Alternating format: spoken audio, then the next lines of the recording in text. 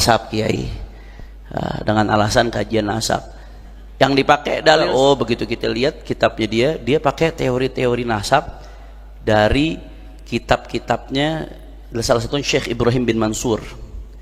Syekh Ibrahim bin Mansur ini orang Saudi, dia bukan sufi akan tetapi dia ahli nasab.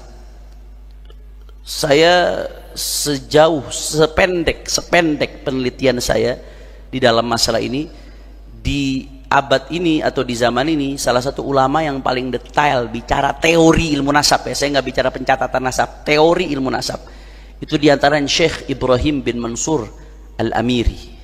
Dia salah satu min asyraf Makkah.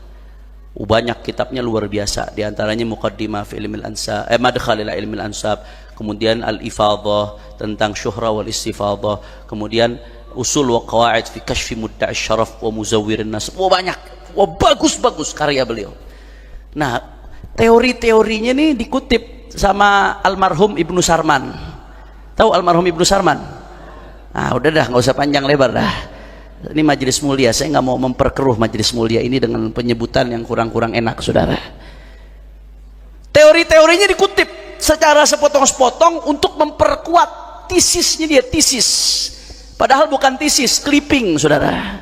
Comot sono, comot sini jadi satu, itu namanya clipping. Kalau tesis itu diuji secara akademik, metodologinya diuji, kritik sumber diuji, sumber-sumber itu tesis baru. Kalau itu bukan tesis, itu dusta. Kalau nyebut tesis itu bohong, lughatan wastilahan bohong. Secara bahasa, secara etimologi yang namanya tesis itu di KBBI bisa dilihat, itu berkaitan dengan pendidikan akademik. Secara istilah terminologi juga begitu. Nah, dia ngutip nih pendapat-pendapatnya Ibrahim bin Mansur tentang teori-teori nasab. Dia pakai secara sepotong untuk nyerang nasab Balawi, dijadikan dasar teorinya dia. Ternyata Ibrahim bin Mansurnya sendiri mengatakan Balawi sahihun nasab, nggak ada keraguan sama sekali.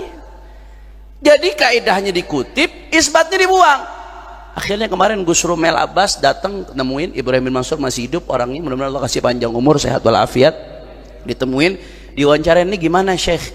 Ada orang batalin nasab Balawi, pakai kitab antum, dipakai teorinya. Apa katanya? Orang yang ngebatalin nasab Balawi dengan model cara seperti itu, karena nggak ada kitab abad keempat, nggak nyebutin, berarti nggak nyambung. Itu yang seperti itu pembatalan yang didasari karena kebodohan atas ilmu nasab, bahkan dikatakan jahil murakkab, bodoh kuadrat, saudara. Itu yang ngomong begitu ulama yang dikutip sama bin Sarman. Terus lu mau apa lagi? Jelas atau tidak?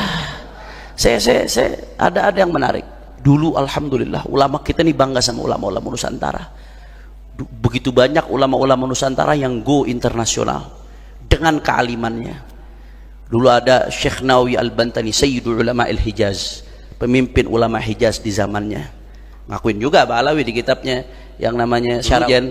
Habib itu Sayyid itu Habib, itu panggilan buat dzurriyyat Nabi. Itu kata Syekh Nawawi Al-Bantani. Karyanya luar biasa. Di bidang tafsir ada Murah Labid, di bidang fikih ada Kasyifatus Saja, Syarah Safinatun Najah, ada Nihayatuz Zain, Bisyarhi Qurratil Ain, itu sepadan sama Fathul Mu'in. Di bidang apa? Wah, Syekh Nawawi Al-Bantani hadits wala haraj, luar biasa, kebanggaan ulama Nusantara. Alhamdulillah. Ada Syekh Yasin bin Isa Al-Fadani, musnidud dunia, ulama-ulama dunia yang datang ke Hijaz ngambil dari Syekh Yasin bin Isa Al-Fadani, kebanggaan Nusantara. Ada nama Syekh Mahfud At-Turmusi, pengarang Hasyiah Turmusi. Hasyiah Turmusi ini Hasyiah ala Minhajul Qawim, Syarah Muqaddimah Hadramiyah. Di antara kitab fikih bab ibadat yang paling besar yang saya lihat Hasyiah Turmusi, saudara. Ini bukan kitab fikih Muqarran ya, kalau Muqarran lain cerita, perbandingan mazhab. Ini enggak mazhab Syafi'i, cuma bahas bab ibadah doang, menghasiahkan Muqaddimah Hadramiyah sampai berjilid-jilid bab ibadahnya. Karangan karya ulama Nusantara, dahsyat atau tidak? Di Bogor kita punya Kiai Haji Abdullah bin Nuh, yang syair-syairnya diakui oleh Timur Tengah, mendunia ilmunya, saudara, diakui keulamaannya. Kita punya Kiai Haji Maimun Zubair yang karya-karyanya luar biasa, dihormati oleh dunia. Kiai Haji Maimun Zubair, kita bangga. Ulama-ulama Nusantara diakui keilmuannya, dan sampai saat ini masih banyak ulama Nusantara yang diakui keilmuannya di dunia. Di Bogor sekarang ada Kiai Haji Asep Abdul Qadir Jilani, itu kitab-kitab beliau di sini di MS. Jadi kepala kitab-kitab beliau dicetaknya di Qatar, dijualinnya di Mesir, Bahkan di Tarim itu hasyiah beliau Ghayatul Usul, beberapa masyayikh ngajar Ghayatul Usul pakai kitab beliau. Ngajar mantek beliau punya hasyiah Natijatul Muhtam ala Idhahul Mubham. Beberapa masyayikh ngajar mantek pakai hasyiah beliau. Luar biasa. Kebanggaan, bangga atau tidak? Tahu-tahu ada satu muncul, terkenal juga. Go internasional juga, cuman go internasional dengan kebahlulannya. Lah ini bukan saya ngomong. Internasional dengan kebahlulannya, kebodohan. Ini omongan ulama. Ini gara-gara ini muncul nih pembatalan nasab Pahlawi yang nabrak pendapatnya para ulama, nabrak ulama dari dulu, nanti akan saya jelaskan habis ini.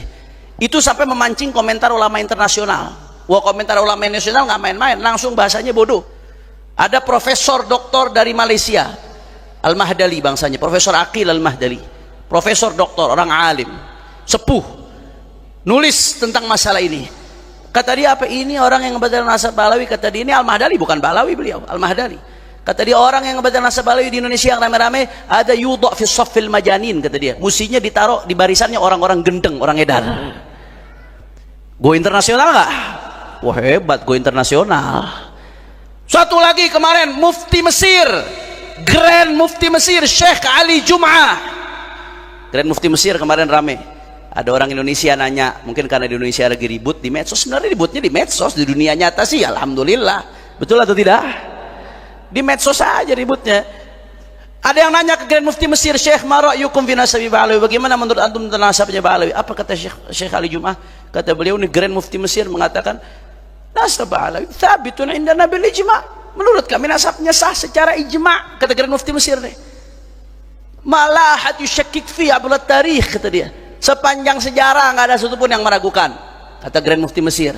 Terus terakhir Grand Mufti Mesir mengatakan, ini pendapat seperti ini yang membatalkan, hadza hamalahu sukhuf, pembatalan yang didasari karena sukhuf. Sukhuf apa? Dha'af fil aql, kelemahan dalam otak berpikir. Artinya apa tuh? Bodoh. Berarti go internasional nggak? Go internasional, bukan ilmunya, kebodohannya, saudara. Sadaya anak parantos ngartos. Saya nggak fitnah, saya bicara berdasarkan data. Terakhir kemarin ini nih, ahli pakar teori nasab dari Mekah yang kitabnya sering dikutip oleh Imad sendiri. Kesebut juga orangnya akhirnya. Sering dikutip oleh dia. Ngomong apa? Ini pendapat begini mabniun, ini pendapat didasari karena jahal murakkab, karena bodoh kuadrat. Bodoh tuh ada dua, ada jahal basit, ada jahal murakkab. Kalau jahal basit sekedar nggak tahu aja, udah selesai, tapi nggak so tahu. Tapi nama jahal murakkab ini bodoh kuadrat, bodoh dan nggak sadar dirinya nggak ngerti, udah nggak tahu so tahu lagi, saudara. Go internasional nggak? Tapi go internasional apanya? Kebodohannya, saudara. Jadi luar biasa, kita salut. Ini clipping go internasional, tapi bukan go internasional keilmuannya, go internasional kebodohannya, mencoreng nama baik ulama Indonesia. Na'udzubillah min. Sadaya anak parantos ngartos. Alhamdulillah. Makanya hati-hati Bapak Ibu sekalian, hati-hati. Saya pengen ngasih tahu di dalam hadis Rasulullah sallallahu alaihi wasallam bersabda, ya, hati-hati jangan tertipu sama syaitan. Rasulullah bersabda dalam hadis yang diriwayatkan oleh Sahih Muslim. Kata Rasulullah sallallahu alaihi wasallam, arba'atun min umuril jahiliyah, min amril jahiliyah la yatrukunahunna. Ada 4 perkara kata Rasulullah sallallahu alaihi wasallam, 4 perkara ini termasuk perbuatannya jahiliyah. 4 perkara termasuk perbuatan jahiliyah. Apa 4 perkara tersebut? Ya, 2 di antaranya yang saya pengen bahas. Yang pertama, al-fakhru fil ahsab. Termasuk perbuatan jahiliyah membangga-banggakan nasab. Hanya modal bangga nasab saja, ilmu enggak, akhlak buruk, amal ibadah buruk. Siapapun, mau habibnya membanggakan nasab aja, kakek aing, cucu nabi, sholat kagak. Misalkan ada yang seperti itu, misalkan ilmu enggak, akhlak buruk, atau yang cucunya kiai kayak, yang cucunya wali, siapapun kalau banggakan nasab tapi tanpa ilmu, tanpa akhlak yang mulia, tanpa amal yang baik, itu merupakan perbuatan jahili. Jelas atau tidak? Faham? Sepakat? Itu nggak bisa, saudara. Saya selalu sampaikan di mana-mana. Bangga-banggain nasab, tapi nggak ditopang dengan ilmu yang baik, amal yang soleh, akhlak yang baik, itu hanya akan memberatkan hisab di hadapan Allah. Man abta'a bihi amalu lam yusri bihi nasabu. Orang kalau amalnya buruk, nasabnya nggak nyelamatin dia. Justru hisapnya diberatin nanti. Kenapa? Ente udah dikasih nasab mulia, njit-njit ente orang soleh, kok ente nggak bisa kayak mereka, malah maksiat. Jangan-jangan engkau yang busuk di antara mata rantai yang mulia ini. Hati-hati, keturunan-keturunan orang mulia, hati-hati. Kalau nggak bisa ngikutin jejak datuk-datuknya hanya modal membanggakan nasab, akan memberatkan hisapnya di hadapan Allah Subhanahu wa taala. Itu yang pertama. Yang kedua, kata Nabi, termasuk perbuatan jahiliyah juga, at-ta'nu fil ansab, nyerang nasab orang. Di dalam hadis lain riwayat Sahih Muslim juga Rasulullah mengatakan, "Ithnani fin nasi huma bihim kufrun." Kata Rasulullah, ada dua perkara, dua perbuatan. Dua perbuatan ini merupakan bentuk kekufuran. Di dalam syarah-syarah hadis disebutkan ay min khisalil kuffar. Artinya dua perbuatan ini adalah perbuatan yang biasa dilakukan oleh orang kafir. Berarti minal kabair kalau dilakukan oleh muslim. Apa dua perbuatan tersebut? Kata Nabi SAW, salah satu diantaranya at-ta'nu fil ansab, ta'an fil nasab, nyerang nasab juga, saudara, termasuk perbuatan kufar. Jadi kata Nabi, nyerang nasab ini satu perbuatan jahiliyah, dua termasuk perbuatan kebiasaannya orang-orang kafir. Ini bukan aing yang ngomong. Kalau omongan aing mah terserah, mau diinjak-injak mah nggak masalah. Yang ngomong baginda Nabi besar Muhammad sallallahu. Jangan disangka keren nanti lagi maksiat. Habib, bagaimana tuh gambarannya ta'an fin nasab surahnya? Habib, jangan ngarang-ngarang dong. Taib, jangan saya yang jelaskan. Nukhallil Imam Al-Hafidh Al-Munawi yubayyin lana. Kita biarkan Al-Imam Al-Munawi menjelaskan untuk kita apa yang dimaksud ta'an fin nasab.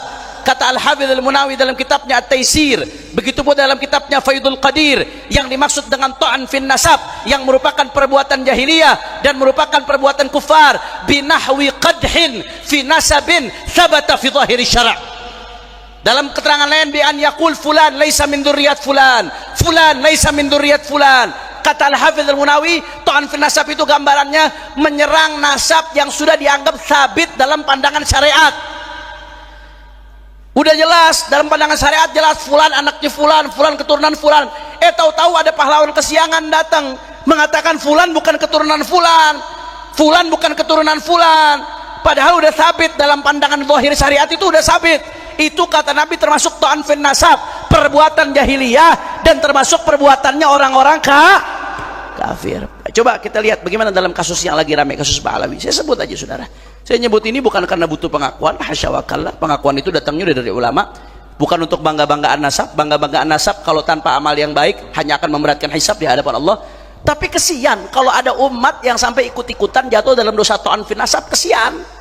Yang nggak paham, yang nggak ngerti, kesian, saudara. Coba kita lihat bagaimana dalam kasus Pak Alawi. Apakah dia nasab thabata fi dhahiri syara', nasab yang sudah tetap dianggap tersambung dalam pandangan zahir syariat? Ya, karena kriteria dianggap tersambungnya sebuah nasab itu ada beberapa, diantaranya satu, syuhra istifadah. Ketika sudah terkenal dalam masa kurun yang panjang bahwasanya dia termasuk keluarga Rasulullah SAW, apalagi diakui sama para ulama pengakuan tersebut. Ulama berarti mandang itu sesuai standar fikih, itu sudah dianggap sabit fi dhahiri syara'. Yang kedua, kalau diakui oleh para nasabah, khattu nasabah, nggak ada batasan harus zaman tertentu. Nggak ada batasan harus zaman tertentu. Ketika ada pengakuan dari khatun nasabah, para pakar nasab, imam-imam dalam bidang nasab melakukan pengakuan, mengakui, itu berarti thabata fi dhahiri syara', saudara.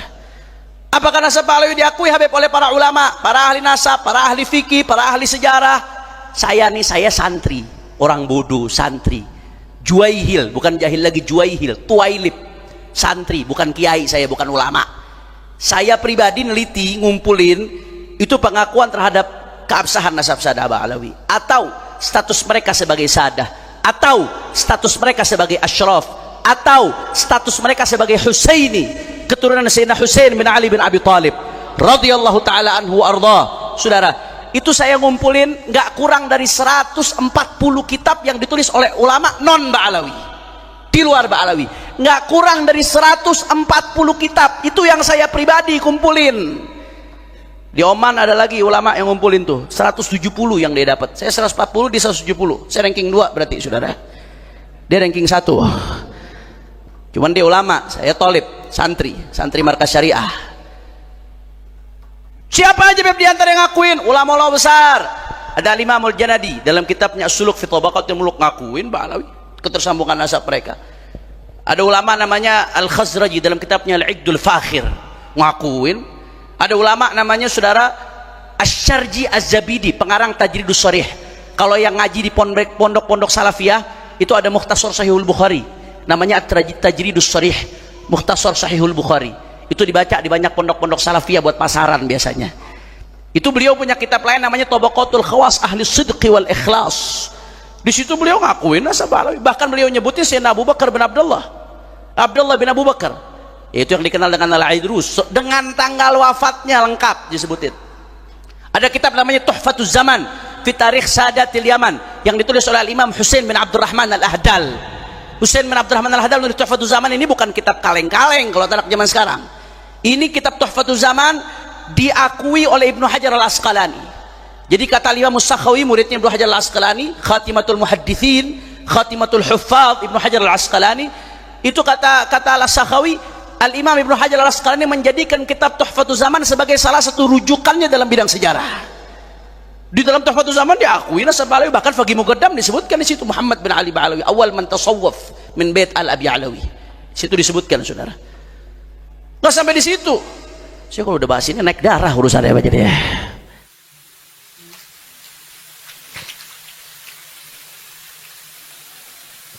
Ini tepuk tangan maksudnya Pak Kiai? Ini tepuk tangan tuh maksudnya apa? Cocok? Bu, cocok?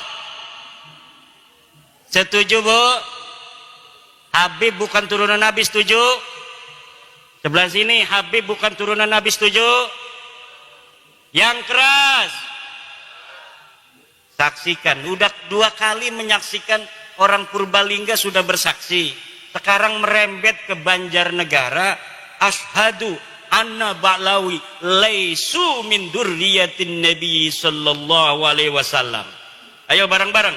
Asyhadu anna Ba'lawi laisu min dzurriyyati Rasulillah sallallahu alaihi wa alihi wasallam.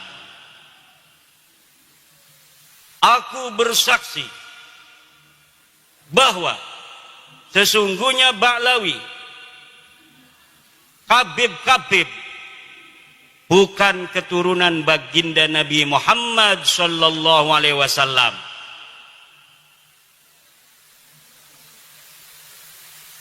Dan ini bisa dipertanggungjawabkan secara ilmiah, zahiran wa batinan, dunya wa ukhra. Di dunia dan di akhirat. Kenapa? Karena ini berbasis metodologis, epistemologis yang jelas. Dari kitab nasab yang sudah ditulis para kiai, para ulama masa lalu. Dari mulai abad ke-3 Hijriah sudah ada kitab nasab. Abad ke-4 Hijriah sudah ada kitab nasab. Keturunan Nabi semuanya itu dicatat, Bu. Rapi pencatatannya dari masa lalu, tetapi tidak ada yang mengkonfirmasi leluhur Ba'lawi para Habib ini yang ada di abad ke-4 Hijriah yang namanya Ubaidillah. Tidak ada satupun ahli nasab yang kitabnya sekarang bisa kita baca itu di internet, karena zaman ini zaman kita bisa mengakses semua kitab-kitab masa lalu. Tidak ada satupun kitab nasab yang mencatat Ubaidillah leluhur Habib-Habib ini sebagai keturunan baginda Nabi besar Muhammad sallallahu alaihi wasallam. Kapan munculnya mereka ngaku jadi turunan Nabi? Padahal leluhurnya katanya lahir di abad ke-4 Hijriah. Mereka ngakunya baru tahun 895 Hijriah. 550 tahun setelah keberadaan orang yang diaku. Yang setelah kita lihat kitab-kitab sebelum abad 9 ini tidak ada yang mencatat mereka sebagai keturunan Nabi. Kalau kitab setelah mereka mengaku dikarang oleh mereka. Mereka mengarang kitab Al-Burqatul Musiqah tahun 895 mencatat kami turunan Nabi. Ada kitabnya sampai sekarang bisa kita baca. Nanti di abad 10 ada lagi kitab yang mereka karang. Namanya kitab Tuhfatut Talib. Mereka mencatat kami turunan Nabi. Ada kitabnya. abad ke-9 Hijriah ada, 10 Hijriah ada, 11 Hijriah ada dicatat, 12 Hijriah ada, 13 Hijriah ada, 14 Hijriah juga ada, sampai sekarang ada. Mereka dicatat turunan Nabi. Tapi mulai dari abad mereka mengaku, sebelumnya tidak sama sekali dicatat mereka sebagai keturunan Nabi. Leluhur mereka yang katanya wali, faqih, muqaddam, sahib, mirbat, semuanya tidak terkonfirmasi sebagai keturunan Nabi. Bahkan menurut sejarah, kitab-kitab sejarah yang dapat kita baca di Yaman, tidak ada di Yaman orang yang bernama faqih, muqaddam. Tidak ada di Yaman orang yang bernama Muhammad sahib, mirbat. Tidak ada orang yang bernama Ubed. Lalu mereka mencatat nama-nama itu berdasarkan apa? Berdasarkan menurut seorang peneliti dari barat yang bernama Alexander Knies, berdasarkan historical imajinatif, yaitu sejarah imajiner yang ditulis berdasarkan khayalan semata. Allahu Akbar. Kenapa sekarang saya menggunakan salah satu pendapat dari orang barat? Karena pendukung mereka namanya Rumel Abbas sekarang menggunakan orang barat, menggunakan kiai dari Mesir. Saya bantah, Syekh Ali Jum'ah tidak bisa jawab, itu orang Mesir.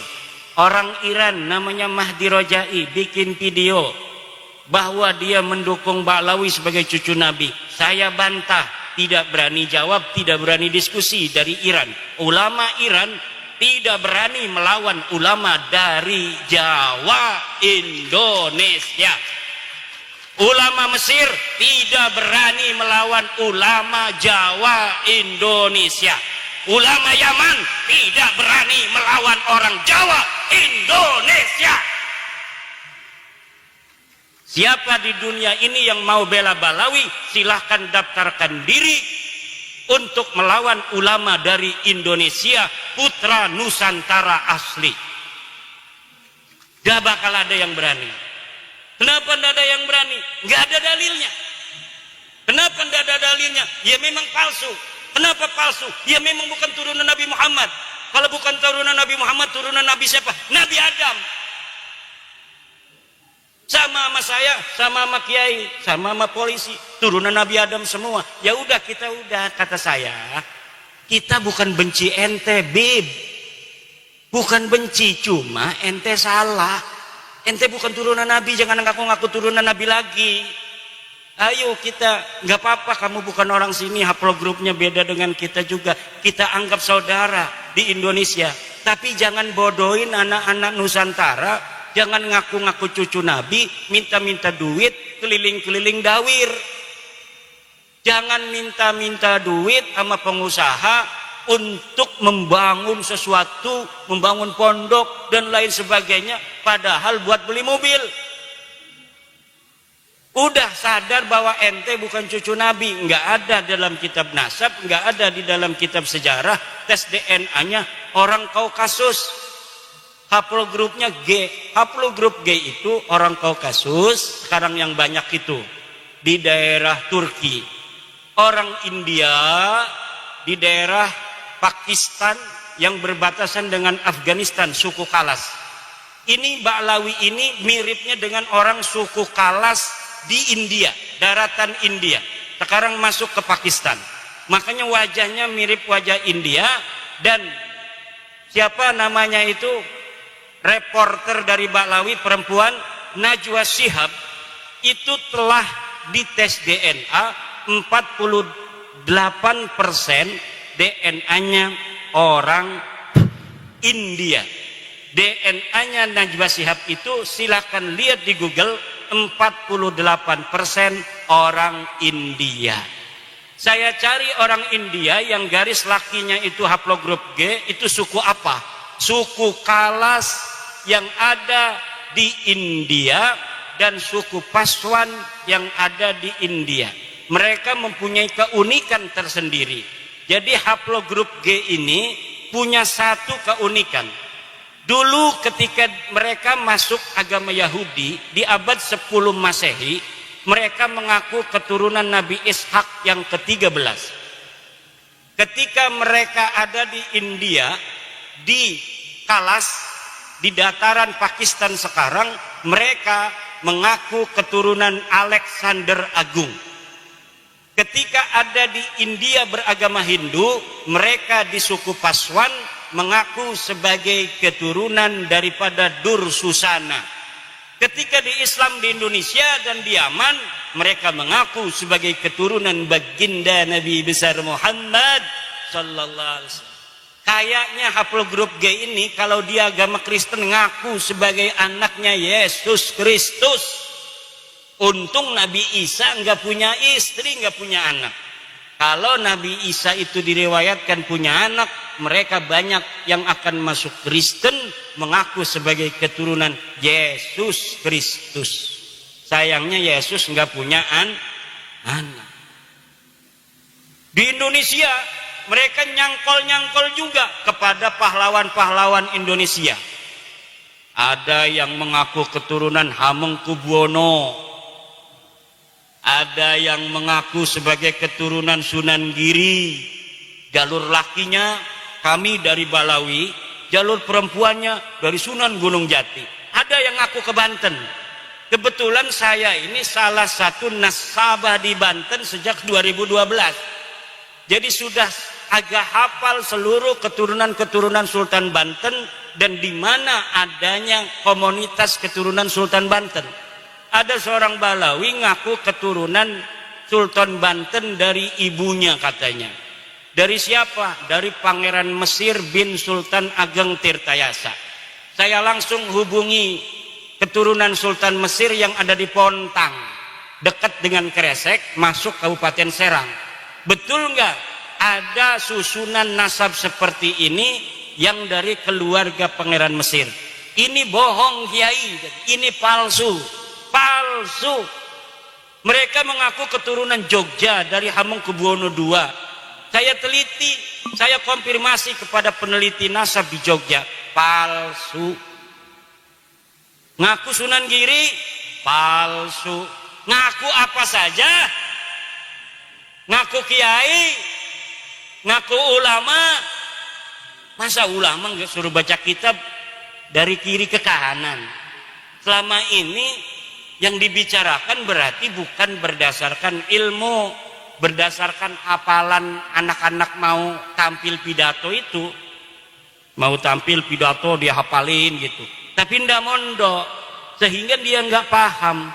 Ilmu itu bukan apa yang dihafal, tapi apa yang dipahami di dalam sukma, sehingga menjadi kebijaksanaan untuk menentukan sebuah hukum Allah Subhanahu wa ta'ala berdasarkan Al-Quran Al-Hadis, kemudian dialaqahkan dengan wakil kejadian yang menyertainya. Itu namanya alim, namanya kiai. Tuh kiai-kiai kita itu kenapa? Kiai kita itu pada tawadhu? Karena ilmunya itu rasihun fi qulubihim. Ilmunya masuk ke relung-relung jiwa, relung-relung hati mereka. Semakin banyak ilmunya kiai, semakin tunduk kayak padi. Semakin berisi dia semakin menunduk. Semakin ada orang menghormati, semakin dia menghormati orang yang menghormatinya. Ini akhlak bangsa kita, bangsa Nusantara. Tapi mereka kalau dihormati ngelunjak. Semakin dihormati, semakin yang menghormatinya dimanfaatin, duitnya diroyot, apa tuh istilahnya, diporotin. Kalau ada mukibin kaya, udah habis itu. Punya mobil Alphard diminta, kalau enggak kualat ente.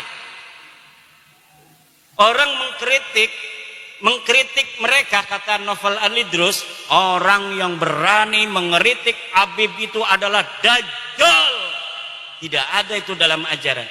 Orang yang mengkritik Rasulullah aja, Rasulullah nggak pernah bilang yang mengkritik beliau itu dajjal.